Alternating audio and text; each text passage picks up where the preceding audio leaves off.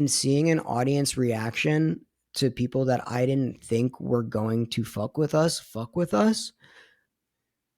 There's no like feeling in the world like that. And then the fact that like coming from like organically starting it at a bar in Echo Park with like 75 people to playing on like one of the bigger Coachella stages, and everybody singing every word to these songs is something that you can't you can't put that shit into words. It's just Yeah, like it's just kind of the way it goes. Like, I mean, there's so many instances like that.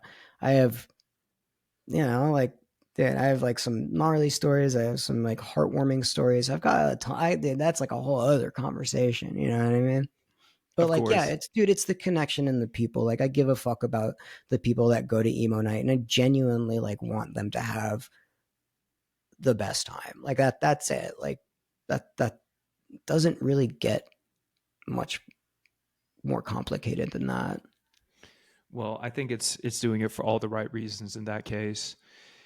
So, speaking to kind of the evolution of Emo Night isn't just Emo Night. There's Emo Night, there's Rider Cry, which is your marketing agency, and now you have a record label.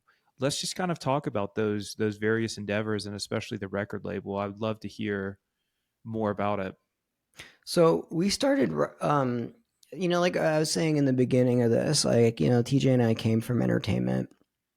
And so, our backbones are in like marketing and digital strategy and that type of shit. And so, like, when we started Emo Night, we were taking a really big chance because we're like putting all of our money into it. We were, you know, it was a risk. It was a really big risk to do that.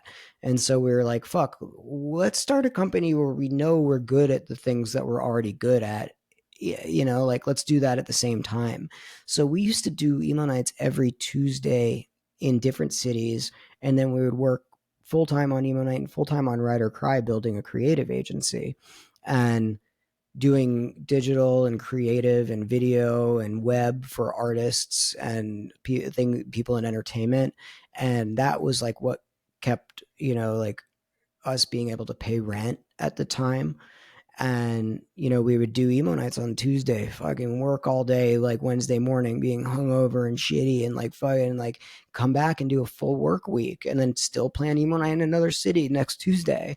And we did that. We launched those two things sort of at the same time. And, it's kind of cool because like right now, like TJ and I don't really have shit to do with Ride or Cry anymore. Like other people took, we don't have time for it. So we wanted to give it to people that like worked there and have them take the lead on it. And right now, where Remo Night is on retainer with Rider Cry. Like we pay Rider Cry to help us to do like, like size shit and do some social, like whatever, like all the stuff that like we don't really want to do. So it's like, it's cool to hire a company that we started to like help a company that we started and like work together and see like both of them grow because the people that we work with are so exceptionally talented.